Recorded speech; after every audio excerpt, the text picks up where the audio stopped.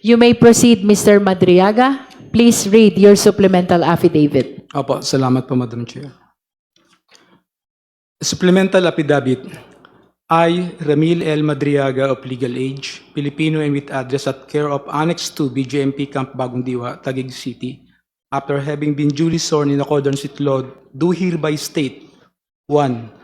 I am currently a detainee at Camp Bagong Diwa, Taguig City, for charges of kidnapping, criminal case number RMNL-22-05157-CR and R-MNL-22-05158, pending before the Regional Trial Court, Branch 21, RTC Manila. 2. On November 29, 2025, I executed an affidavit which was subscribed and sworn to before Attorney Cynthia Viñas Pentonal on the same day. In my affidavit, I narrated my involvement with then President Rodrigo Roa Duterte, PRRD, his daughter Sara Duterte, Sara, other members of their family, and their close associates.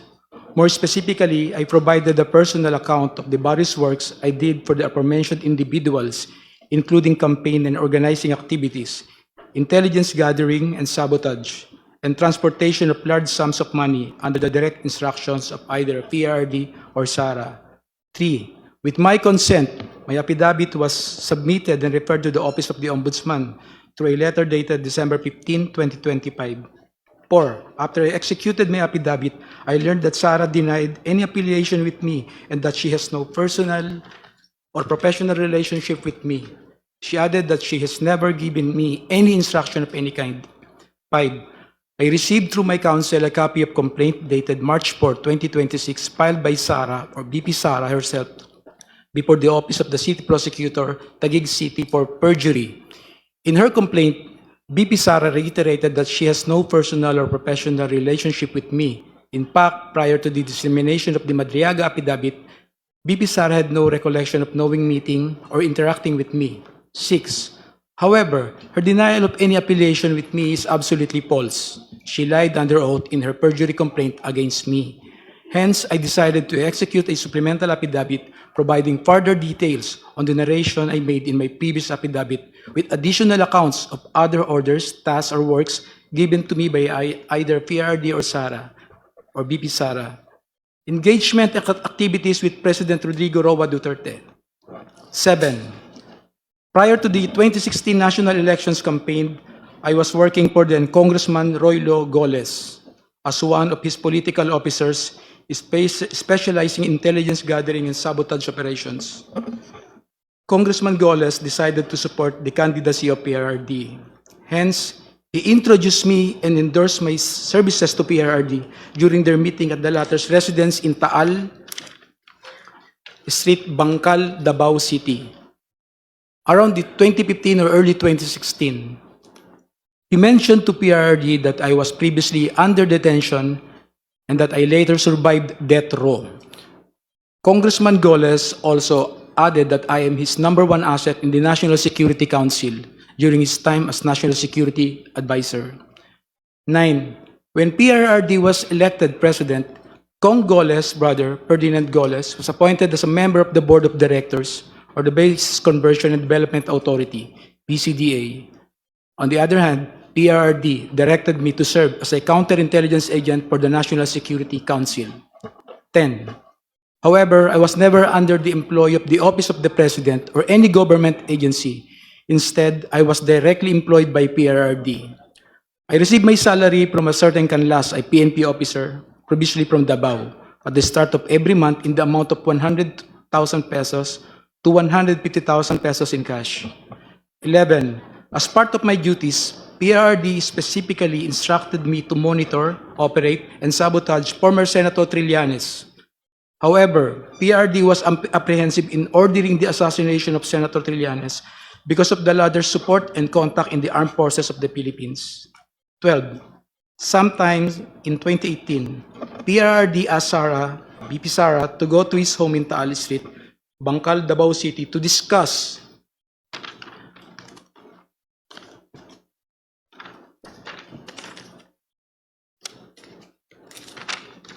upcoming local elections in Davao City, where BP Sara was going to run for re-election as mayor. During this meeting, PRRD introduced me to Sara and told me, Ram, ikaw na bahala kay Inday.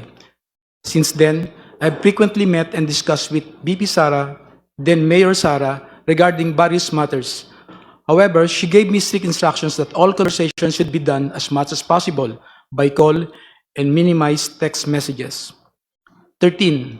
Furthermore, PRRD also asked me to profile individuals associated with BP Sara, then again Mayor Sara, because she is his favorite among his children. PRRD wanted Sara, BP Sara, in politics instead of Paulo Duterte Pulong and Sebastian Duterte Baste, who he characterized as baliw and bading, respectively.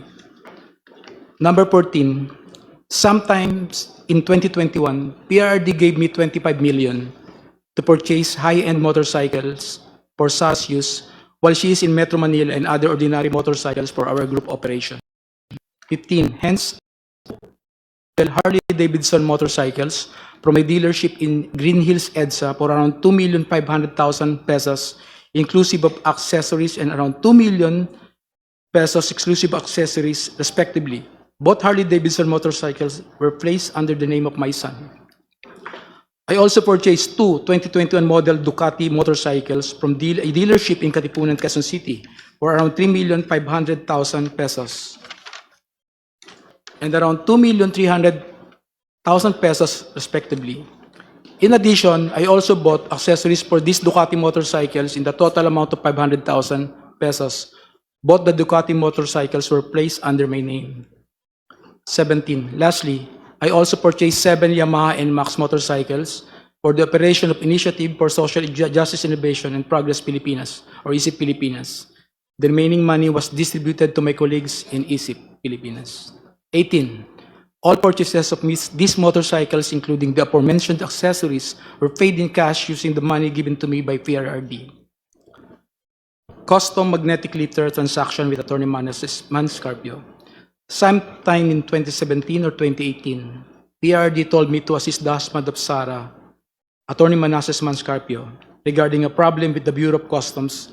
However, no specific details were provided by PRRD. Thereafter, Attorney Mans called me. We later decided to meet in front of a coffee shop in Burgos Circle in Bonifacio Global City, Taguig City.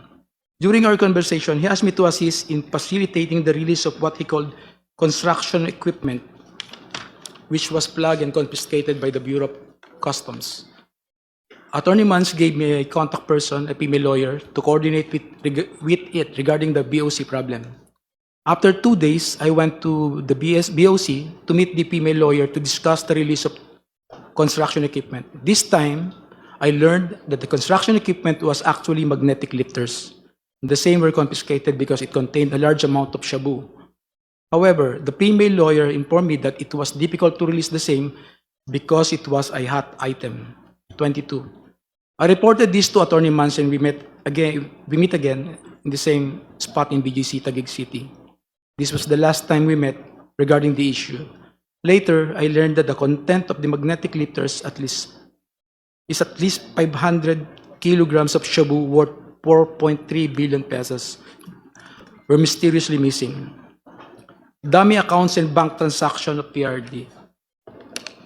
Despite only earning 100,000 pesos or to 150,000 pesos from my services to PRD, millions of pesos went through bank accounts opened for me by close associates of PRD. I admit that during PRD's term as president, I served as a dummy for the transfer of large amount of money.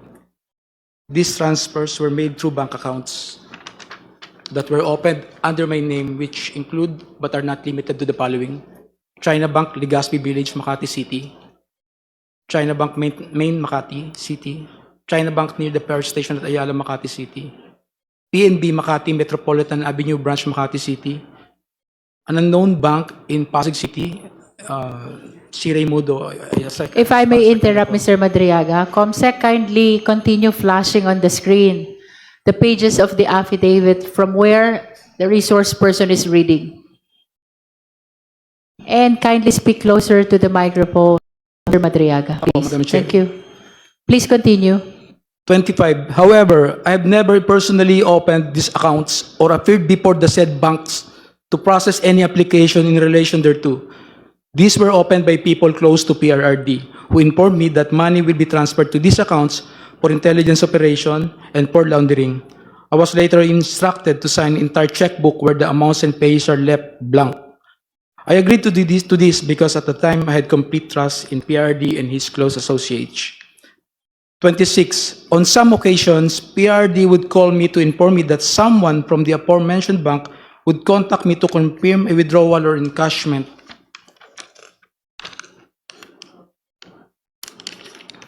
of checks. There were also instances that where PRD would instruct me to personally visit the said banks to pick up the money and bring it to Malacanang or to the designated individuals. I distinctly remember that PRRD directed me on 3 separate occasions to pick up 100 million from a bank inside the mall in Lubao, Pampanga, which were all delivered to Malacanang. On another incident, I was informed by PRRD that the 2 land bank managers' check which were to be delivered to one of our safe houses in Eastwood, Quezon City, in the amounts of 84,200,000 pesos and 4,800,000 pesos, respectively, were issued under my name. Copies of the 2 land bank managers' checks are hereby attached as annexes A and A-1. 28. To prove the aforementioned allegations, I am willing to execute an affidavit, authorization, or any other document, and to perform all acts necessary for Committee on Justice of the House of Representatives or the courts to access the aforementioned bank accounts and all other bank accounts under my name. Term sharing and destabilization efforts. 29. Sometime in November 2021, PRD mentioned to me that Ferdinand Bongbong Marcos Jr. will run for the president while Sara will serve as his running mate. PRD added that a few months ago, BBM and Senator Amy Marcos visited him to discuss a possible alliance to the 2022 national elections. During this meeting, BBM was able to convince PRRD to have Sara as BBM's vice president. However, they also agreed that by 2025, BBM will voluntarily step down to give way for a Sara presidency. After Sara took her oath as vice president, PRRD had a discussion with me, with retired generals of the Armed Forces of the Philippines, where I was also present regarding all the possible scenarios for unseating BBM by 2025. In case he reneged on his promise, the general objective was to ensure that PBBM will only serve less than 4 years of his term as president, so that Sara, upon assumption to the presidency, will still be eligible for the presidency in 2028. 31. I remember that one of the plans considered was to sabotage BBM's administration by using some of BBM's own men, either recommended by PRRD for appointment or allied with the Dutertes, to reveal supposed corruption issues that will serve as a precursor for an impeachment for complaint. 32.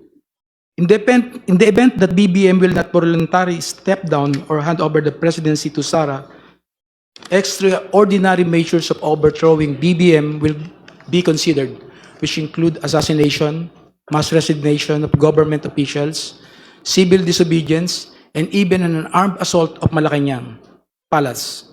It was also considered by PRRD to arrange assassination or armed hits of several government officials in order to cause massive civil unrest. The resulting civil unrest will be used as basis to organize a group of military officers to stage a coup. 33. One of my assignments was to recruit civil groups, schools, clubs, fraternities, criminal groups, and syndicates. Inday Sara is my president, ISIP, at 2022 national elections campaign. 34. In 2020, I was instructed by PRRD and Sara to help form a group to support Sara's candidacy for president in the 2022 national elections. Hence, I helped establish and register a non-profit corporation called Initiative for Social Justice Innovation and Progress, or ISIP Pilipinas, Incorporated. But to us supporters of Sara, ISIP actually stands for Inday Sara is my president. I helped establish ISIP together with some friends of BP Sara and alumni of San Sebastian College of Law, SSC Law, including Assistant Special Prosecutor Ryan Ray Kilala of the Office of the Ombudsman and his wife, Aurea Fortuna Kilala. A screenshot of one of ISIP's video conference meetings where Sarah and Attorney Ryan were present is here to attach as Annex B. A photo of Attorney Reynold Monsayac wearing an Inday Sarah is my president is here to attach as Annex B-1. 35. I got close with Attorney Ryan, who was previously a professor of Sarah and former associate dean of SSC Law. He shared with me that Sarah was not particularly good in school, was often struggling with her academics and habitually rude and violent to other students. Hence, Attorney Ryan used his influence in San Sebastian College of Law to ensure that Sarah received passing grades despite her poor academic performance. 36. Attorney Ryan and his wife became quite close to me and my family that they agreed to serve as godparents in my son's wedding. A photo of Attorney Ryan and Rhea taken during my son's wedding is here to attach as Annex C. Shortly after we organized ISIP, I was informed by PRRD that funding will be made available for the activities of ISIP through the contribution of his friends and supporters.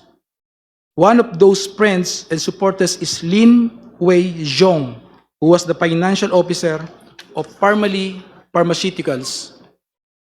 Sometime in June or July 2021, PRRD informed me that someone will call me to directly coordinate the turnover of 175 million to fund ISIP's organizing efforts, promotional and campaign activities.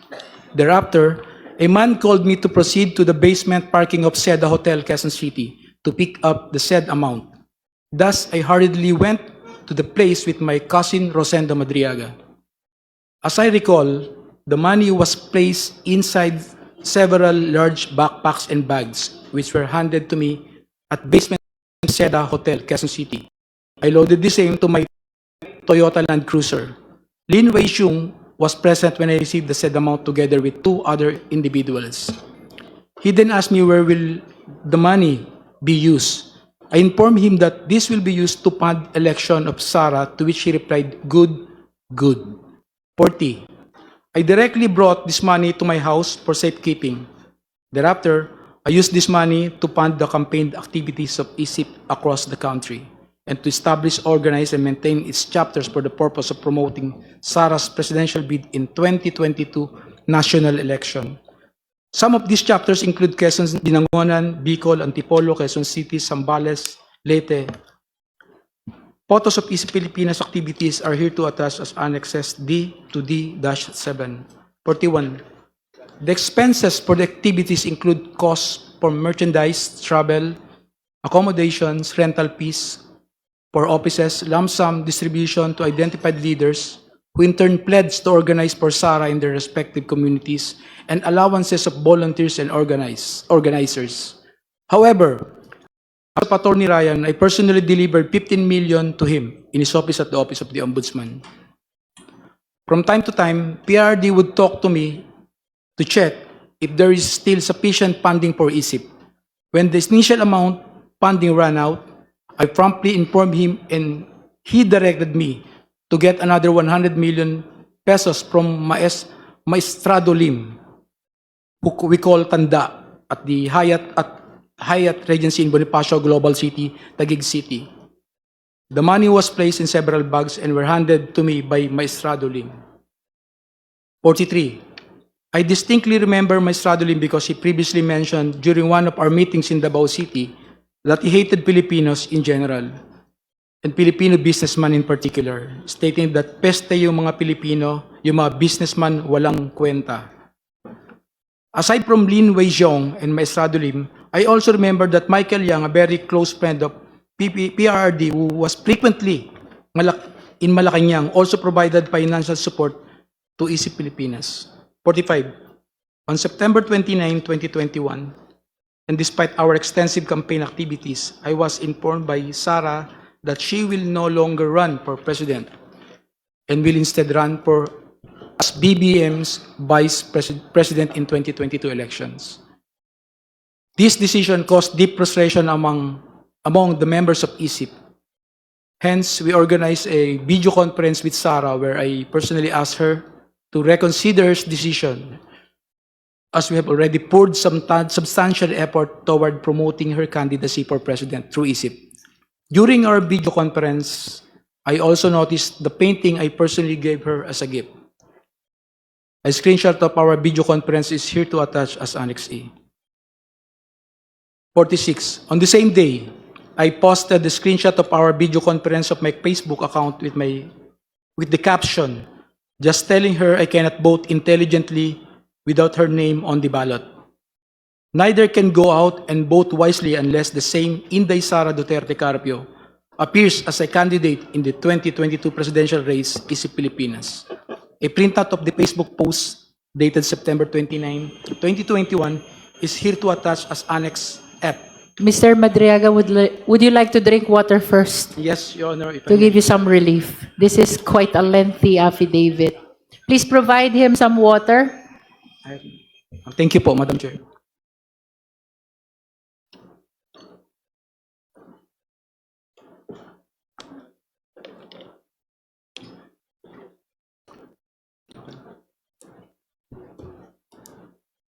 Can I proceed na, Madam Chair? Yes, you may.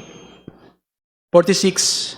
On the same day, I posted the same screenshot of our video conference on my Facebook account with the caption, just telling her I cannot vote intelligently without her name on the ballot. Neither can go out and vote wisely unless the name Inday Sara Duterte Carpio appears as a candidate in the presidential race, Pilipinas. A printout of the Facebook post dated September 29, 2021 is here to attach. May I know what's happening to you, Mr. Madriaga? You seem to be crying. Are you crying? I just remember one moment. Are you crying? I just, You are nearly crying. May I just put it on record that while reading these portions of the affidavit, the resource person, Ramil Madriaga, is breaking into tears. Can we go back to where you felt frustrated and you're nearly crying? Which part of your affidavit is that? Can we go back to that? number 46 po, Madam Chair. Number 46. Let's go back to number 46. Okay, you may read from 46, Mr. Madriaga. On the same day, I posted the screenshot of our video conference on my Facebook account with the caption just telling her I cannot vote intelligently without her name on the ballot. Neither can go out and vote wisely unless the name Inday Sara Duterte Carpio appears as a candidate in the 2022 presidential race.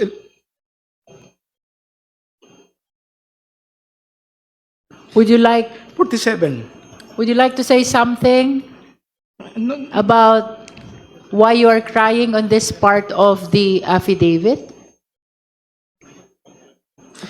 hindi naman, malungkot lang po. Malungkot. Okay, please proceed.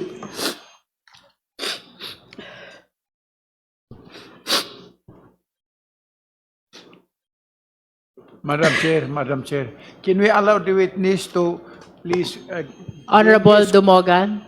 Thank you, Madam Chair. Can we allow the witness to please get his Yes. composure before he will continue? Yes, we are temporarily suspending to give time to Mr. Madriaga to console himself.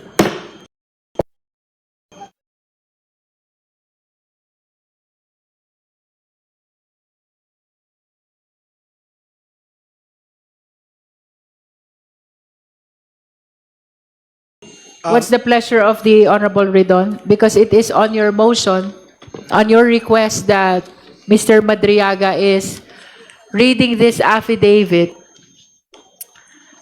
that causes him to cry a lot. I think we have to let him finish the affidavit, the reading of the supplemental affidavit until the very end, Madam Chair.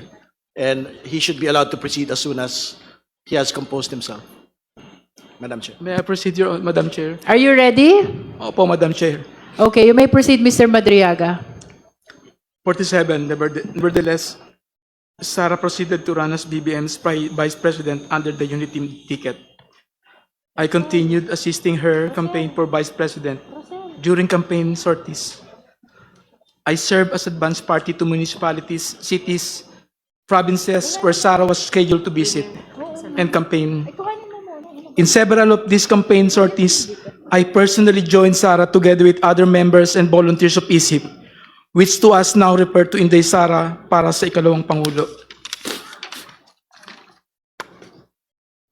Photos of Sara and me in several campaign sorties are here to attach as Annex G to G-3. 48. During one of the activities of ISIP in Bataan, I got to know a group of farmers who were asking for assistance because of land grabbing incidents in their area. I tried assisting them and I discovered that the entity behind the land grabbing in First Bataan Maribelas Holdings Corporation. More than a year later, I informed Sara about this concern and she told me to bring the group to one of her residences in Metro Manila located at Serendra Bonifacio Global City, Taguig City. I asked the group of farmers to wait outside of Serendra as I went to talk to Sara. When I mentioned to Sara the First Bataan Corporation is the one land grabbing incidents, she told me that she cannot do anything and that she will no longer meet with the group of farmers. Through ISIP, I also came to know Attorney Reynold Monsayak, who likewise provided valuable support to ISIP. In recognition of his efforts, ISIP awarded him a certificate of recognition and appreciation at Nomu Bashu, Thomas Morato, Quezon City. Attorney Monsayak was later appointed the spokesperson of the Office of the Vice President. A copy of the certificate of recognition and appreciation dated June 29, 2022 is here to attach as Annex H. Number 51.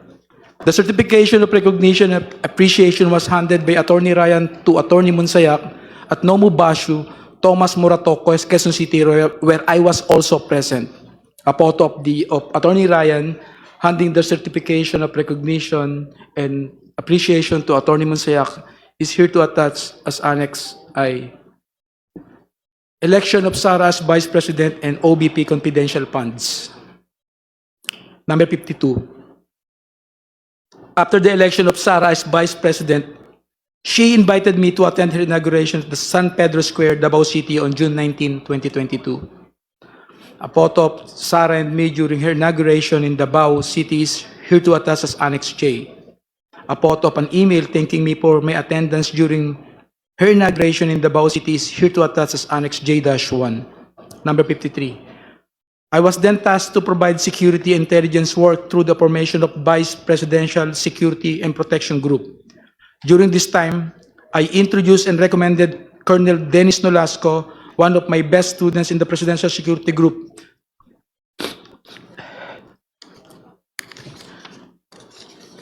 to assist this matter. Number 54. Colonel Nolasco then tapped the services of Colonel Raymond Dante La Chica to head the BPSPG.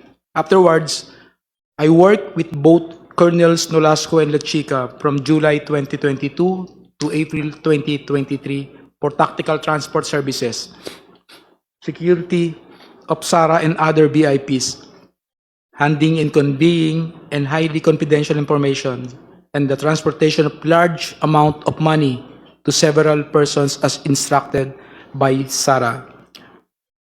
Money deliveries under the instruction of Sara. In the morning of December 20, 2022, Sara called me and she said, "Sir Ram, please coordinate with Colonel Nolasco. Meron tayong deliver sa San Pablo, Laguna, sa night strip, at sa Ombudsman." Sara added, "Bawi tayo sa kanila later." Later, I received a text message from her indicating the places of delivery, which include San Pablo, Laguna, night strip, Office of the Ombudsman, and the corresponding contact numbers. Number 56. Later that morning, Colonel Nolasco sent me a text message directing me to go to the DepEd Central Office in Pasig City, beside Ultra at around 1:30 p.m. for the transport. Transport is a shorthand for delivery or transportation of large sums of money between Colonel Nolasco and me upon the instruction of Sara. After receiving the text message, I hurriedly prepared and went to the DepEd Central Office together with 4 other individuals, Richard Babagay, Arman Villanueva, a certain Chip, and a certain Ruel. Number 58. Richard and I were aboard my blue Toyota FJ Cruiser, while Arman, Ruel, Noel, and Chip came in Toyota Grandia with the sticker Inday Sara Champura Duterte attached to both sides of the van. Richard was driving my blue Toyota FJ Cruiser and Chip was driving the Toyota Grandia. A photo of the Toyota Grandia with the sticker Inday Sara Champura Duterte on both sides of the van is here to attach as Annex K. A photo of my blue FJ Cruiser is here to attach as Annex K-1. Number 59. As we parked my Toyota FJ Cruiser near the main entrance of DepEd, Colonel Nolasco appeared from the main entrance and approached our vehicle. I alighted to the vehicle to Nolasco and we talked while we waited for the arrival of Colonel Lachica. He mentioned that they will also provide a red Mazda sedan, which will be used to deliver the money to the office of the Ombudsman. At around past 3 or 4 p.m., 2 government vehicles with red plates entered the DepEd compound and then Colonel Nolasco told me, ayan na, ayan na. Colonel Lachica appeared with a lady who I later learned to be Special Disbursement Officer Gina Acosta. Thereafter, 4 large dark bags were unloaded from the vehicles. 3 large dark bags and 1 lighter colored and relatively smaller bag. Colonel Nolasco told me that each bag contained around 30 million pesos to 35 million pesos. The 4 bags were brought to where Colonel Nolasco and I were standing, which was near my blue Toyota FJ. Afterwards, I signaled Arman and Richard to load the same to our vehicles. The two large dark bags were placed in the Toyota Grandia and 1 large and 1 lighter colored bag were placed in my blue FJ Cruiser. The bags loaded to the Toyota Grandia were to be delivered separately to San Pablo, Laguna, and Nomu, Bashu, Tomas Morato, Quezon City on the same day. The remaining bags, initially loaded to my blue FJ Cruiser, were immediately transferred to the red Mazda sedan prior to our departure from the DepEd compound and were to be delivered to the Ombudsman parking lot the following day. Then, the red Mazda sedan proceeded directly to my residence in Cainta, Rizal, and was driven by Noel. Before leaving DepEd Central Office, Colonel Nolasco told me to get my share from the said bags, and he and Colonel Lachica have already taken theirs. Hence, I took 1 million pesos for myself from the lighter colored bag loaded to the red Mazda sedan. That's when I verified that the contents of the bags were bundles of cash in 1,000 denominations and packed in stacks of 1 million pesos, each tightly sealed in transparent plastic.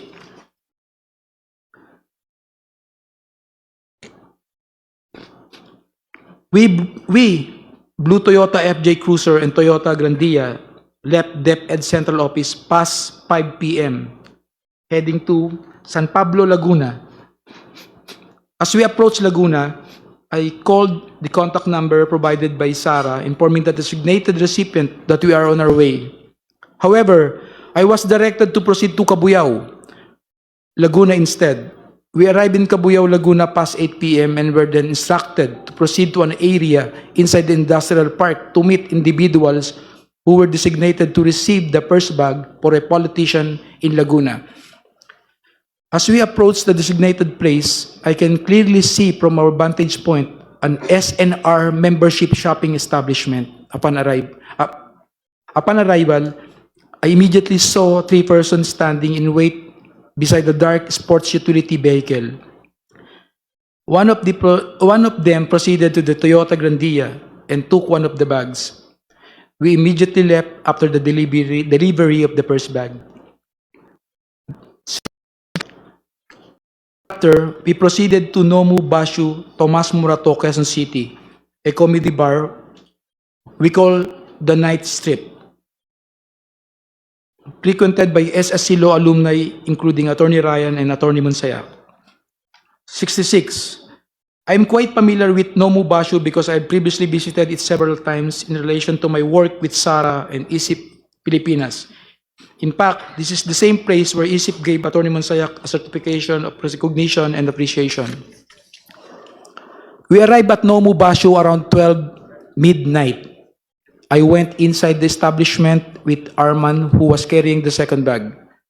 I immediately saw Attorney Monsayak, who was at the same time, in the middle of the place together with a woman and several men. When he saw me, he stood up and signaled for us to go upstairs. We then proceeded to the stairs leading to the second floor. Arman walked ahead of me while I followed him. Before I got to the second floor, I saw a man who came out of the room and received the bag from Arman.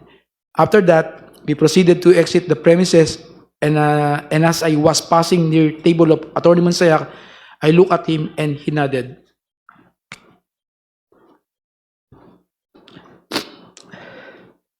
And we completed the delivery to Nomu Bashu. We stopped to eat around the area while eating. I told Arman and Richard to meet me at my house in Cainta, Rizal, later that day at 8 a.m. Number 70. At around 8 a.m. the same day, the team met in my residence at Cainta, Rizal before we traveled to the last location, OMB parking area. This time, however, we only used my blue Toyota FJ Cruiser and the red Mazda sedan, where the remaining two bags were previously placed. We left my residence at around 8:30 a.m. Richard was driving my blue Toyota FJ Cruiser, while Arman and another person, Noel, and he brought along were aboard the red Mazda sedan.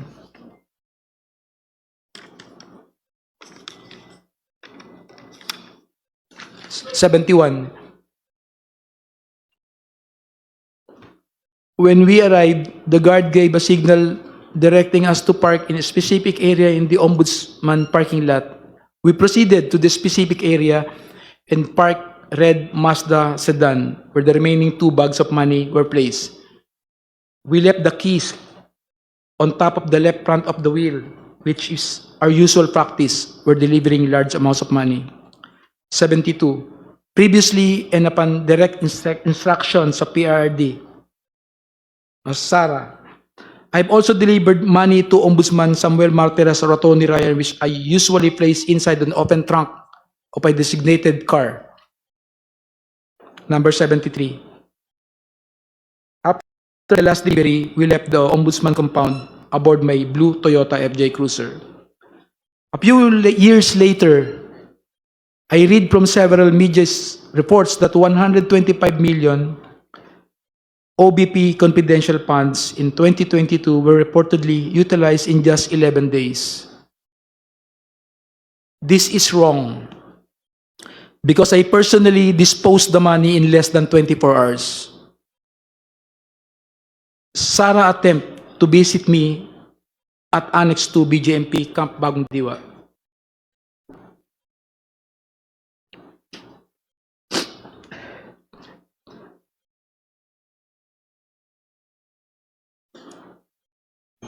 You can Numbers- drink some water, Mr. Yes. Madriaga. Yes, Drink some water.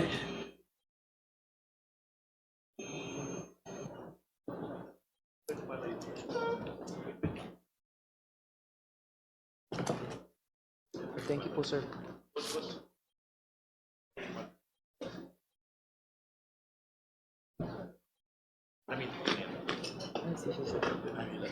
Issue.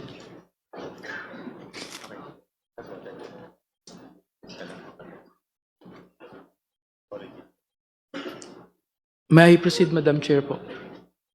Feel free to start whenever you want.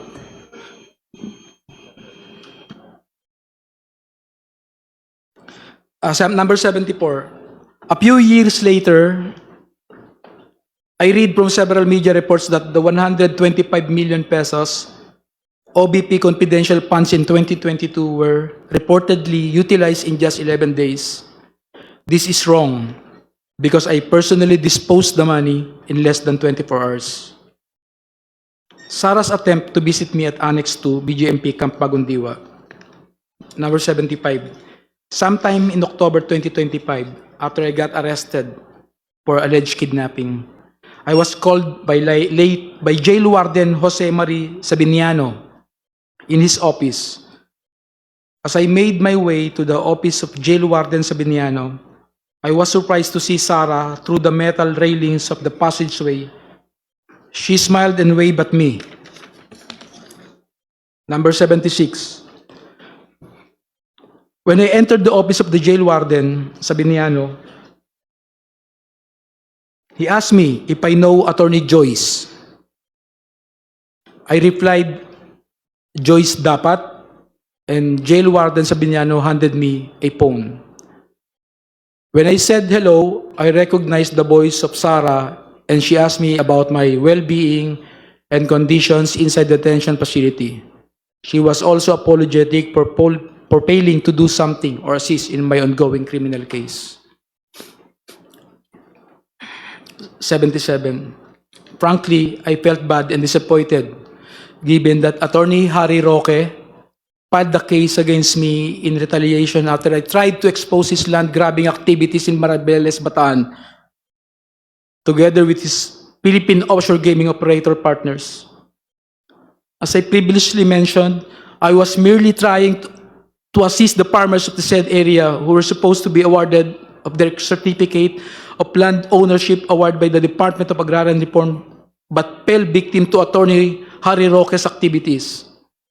Attorney Roque and his POGO partners wanted to convert the said place into a POGO hub after he facilitated the transfer of at least 60 land titles to First Bataan Maribeles Holding Corporations.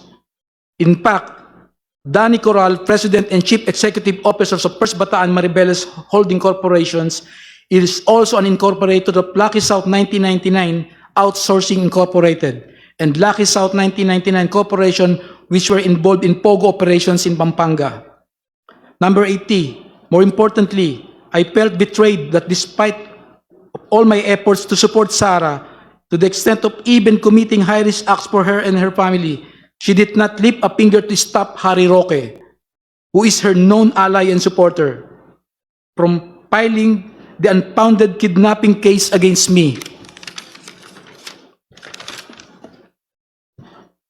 In witness hereof, I have here and to set my hand this April 2026, April 11, 2026 in Taguig City.